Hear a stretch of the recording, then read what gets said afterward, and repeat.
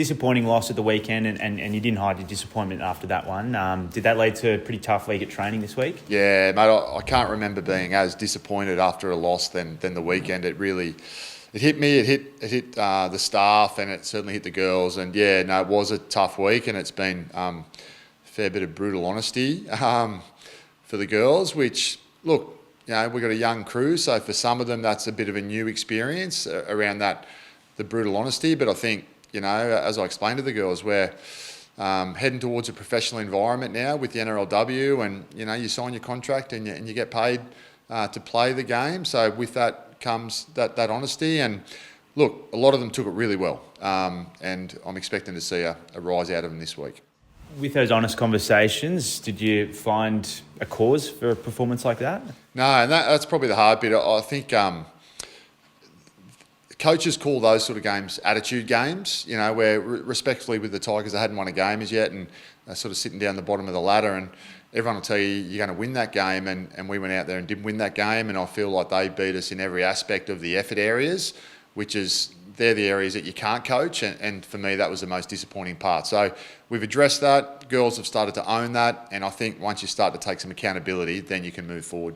And losing Hannah this weekend, how big is that going to be for, I guess, the direction and organisation in that forward pack? Yeah, it's a big one. Yeah, and we've been without Trinity, who's our other sort of ball-playing middle forward that, now losing Hannah's a tough one. So, yeah, it's kind of a bit of a theme this year. We've had a fair bit go against us, but again, we're going to put 17 players out there on the weekend that we're expecting to go and up there and beat the Titans.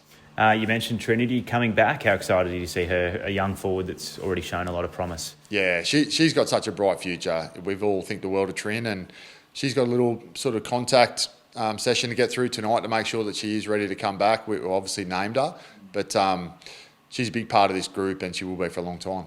A few girls as well that are on the extended bench that are, I guess, nearing return. Any late changes? Nita Maynard, our parent, is in the same boat as Trin, so we're hopeful that she'll play. She's probably still maybe a week away, but Nita's an experienced campaigner and really wants to get back and help out the team. And we're hopeful that she might get through tonight and make the trip up. And the Titans, what do you expect from them? They've got some really quality players across the park, and especially in their halves. Yeah, Lauren Brown, she's the key to everything that they do there, and Georgia Hale makes 1,000 tackles each game, and just a competitor that she is. So they play a fairly simple style, and it's meant to be wet up there as well. So we're expecting a pretty tough game. I thought they were really tenacious in their game against the Sharks. I thought they tested the Sharks much better than we did the week before. So yeah, we're under no illusion. This will be a really tough game up there, and we're going to find another couple of levels based on last week. It's still a good month or so of football, but you start to look ahead and think these are must-win games now? Yeah, for sure. But on the flip side, I just want the girls this weekend to get back to playing our style of footy, enjoying themselves. I don't want to create that pressure around must-win or not for them this week. It's going to be... This week's been all about us. We've worried less about the Titans this week and more about getting our backyard in order off the back of a poor performance last week. So it's been a different type of week for us this week. So let's hope that brings a different type of performance. You mentioned a few of the players there. How about Keely Brown and her Veronica White medal nomination? Yeah, again, Keely Brown, such a great person. I think she's easily been one of our best players this year. And Keels, I think everyone can see every time she speaks or fronts the media, she speaks with great conviction, and just a terrific person and thoroughly deserving of that nomination.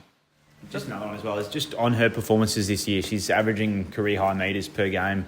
Just in one, that's just one aspect. What do you put that down to? Is it, I guess, taking on a bit more of a leadership role with so many young girls coming through in the backs? Yeah, I think when I first arrived with Keely and a number of the girls, they were just looking for a bit more clarity around their individual performance, and I'm certainly not going to take any credit for that, but I just tried to provide her with what I expected from her week in, week out, and really to trust her instincts. And I think, particularly in her defence, the way she's been reading her edge defence this year has been outstanding, and I know other teams are now looking for her because she's pretty brutal.